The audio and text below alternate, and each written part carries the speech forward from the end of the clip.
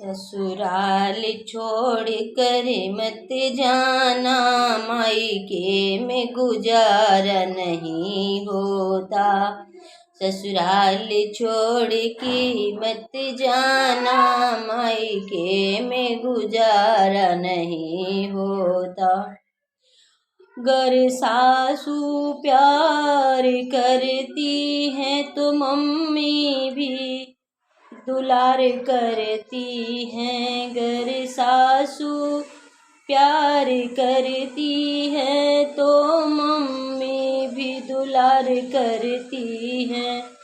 गर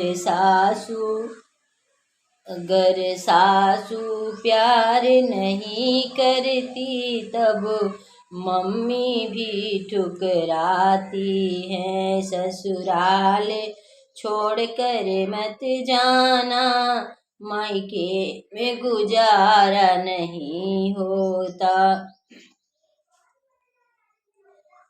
ससुराल छोड़ कर मत जाना, मायके में गुजारा नहीं होता। गर जेठनी गले लगाती है तो भाभी गले लगाती हैं। जब जेठनी गले लगाती है तो भाभी भी गले लगाती हैं। ससुराल छोड़ कर मत जाना, मायके में गुजारा नहीं होता। जब ननदी प्यार से बोलती हैं तब बहना भी हंस के बोलती है। जब ननदी क्रोध में रहती हैं तब बहना भी ठुकराती है।